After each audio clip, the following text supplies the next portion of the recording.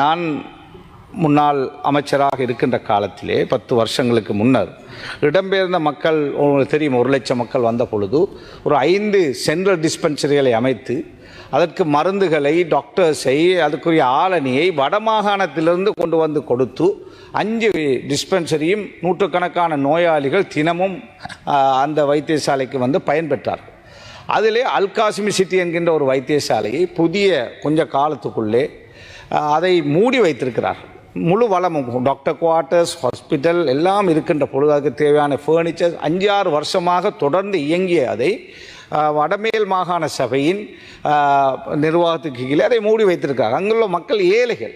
அங்கிருந்து ஆட்டோவிலே 1000 ரூபாய் கொடுத்து போவதற்கு வருவதற்கு 1000 ரூபாய் கொடுத்து வருகின்ற பொழுது நூற்றுக்கணக்கான நோயாளிகள் கஷ்டப்படுகிறார்கள். கேட்டதுக்கு சொல்லுகிறார்கள் வைத்தியர் இல்லை என்று. ஒரு வைத்தியர் அடுத்த வருஷம் போடுகின்ற பொழுது அந்த ஹாஸ்பிட்டலுக்காக முந்தியபடியே தான் கால் பண்ணி போடுவார்கள். எனவே கார்டர் எல்லாம் இருக்கின்ற பொழுது அதை அநியாயமாக மூடி வைத்திருக்கிறார்கள். அதை கொஞ்சம் தயவு செய்து அல்காசிமி சிட்டி புத்தளம் சம்பந்தமாக தயவு செய்து நடவடிக்கை எடுக்குமாறு உங்களிடத்திலே வேண்டுகோள் விடுக்கின்றேன். கௌரவ அமைச்சர் அவர்களே, நீங்களும் புத்தளம் வைத்தியசாலைக்கு போய் வந்ததாக நான் அறிகிறேன். 2018ஆம் ஆண்டு நான் அமைச்சராக இருக்கின்ற பொழுது ஒரு டாக்டர் ராஜித சேனாரத்னம் அவர்களை அழைத்து சென்று அந்த வைத்தியசாலையுடைய நிலைமையை நாங்கள் காட்டினோம். உண்மையிலேயே அந்த நேரத்திலே ஒரு மாஸ்டர் பிளான் செய்யுமாறு சொல்லப்பட்டு வெளிநாட்டு நிதியுதவி பெற்றுத் தருவதாக சொல்லப்பட்ட பொழுது உங்களுக்கு தெரியும் ஷஹ்ரானுடைய குண்டுவெடிப்பு. அதன் பிறகு அந்த விஷயத்தை என்னால் முன்னெடுக்க முடியவில்லை. அதன் பிறகு கோட்டாபய ராஜபக்ச அரசாங்கம் எதுவுமே செய்யவில்லை. இப்பொழுது நீங்கள் வந்திருக்கிறீர்கள். உங்களுடைய அங்கே ஒரு மக்கள் இதுவரை நான் போட்ட வேட்பாளர் தோற்கடிக்கப்பட்டு விட்டார். உங்களுடைய என்பிபி வேட்பாளர் தான் அந்த தொகுதியிலே வெற்றி பெற்றார், பைசல் பாராளுமன்ற உறுப்பினர் அவர்கள். எனவே அந்த மக்கள் பெரிய எதிர்பார்ப்போடு இருக்கிறார்கள். 4.5 லட்சம் மக்கள் அந்த வைத்தியசாலைக்கு, அதாவது அந்த ஏரியாவில் கெச்மெண்ட், அதாவது அந்த ஏரியாவுக்கு வைத்தியத்துக்காக வருகிறது. 4.5 லட்சம். புத்தளம் மாவட்டத்தில் இருக்கின்ற மொத்த சனத்தொகையில் அரைவாசி பேர் அந்த ஹாஸ்பிட்டலை பயன்படுத்துகிறார்.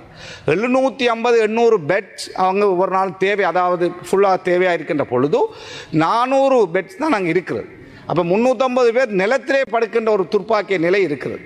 அண்மையில் இதை சொல்லும்போது நீங்கள் சொல்லியிருந்தீர்கள் அதை நாங்கள் போர்டை மட்டும் மாற்ற முடியாது, டிஸ்ட்ரிக்ட் ஹாஸ்பிட்டலாக வருவதற்கு முன்னர் அதுக்கு தேவையான ஃபெசிலிட்டி செய்ய வேண்டும் என்று. இப்பொழுது நீங்கள் 30 பில்லியனுக்கு மேலே எல்லா ப்ரொவின்ஸுக்கும் கொடுத்திருக்கிறீர்கள். அதிலே அந்த ஹாஸ்பிட்டலுக்கு நிச்சயமாக பெரிய தொகை கிடைக்காது. ஏனென்றால் அந்த ஹாஸ்பிட்டலை அதாவது வேறு கண்ணால் அந்த மாகாண சபை பார்க்கிறது. அதனால் தான் அந்த ஹாஸ்பிட்டலுடைய நிலை மிக மோசம். நாயுடைய தொல்லை, அதே போல் வைத்திய பிரச்சனை, பல வகையான தொல்லை அங்கே இருக்குது. எனவே உங்களிடத்தில் அதை அதாவது நீங்கள் அதை டிஸ்ட்ரிக்ட் ஹாஸ்பிட்டலாக மாற்றுவதாக இருந்தால் அதனுடைய ரோட் மேப் என்ன, எவ்வளவு காலத்திலே செய்ய போகிறீர்கள் செய்து 1 வருடத்திலோ 2 வருடத்திலோ அவர்கள் மாஸ்டர் பிளான் இப்பொழுது செய்து முடித்து விட்டார்கள். மாகாண சபையில் இருக்கிறது. ஆனால் மாகாண சபை இந்த மாஸ்டர் பிளானை உங்களுடைய அமைச்சுக்கு இன்னும் அனுப்பவில்லை.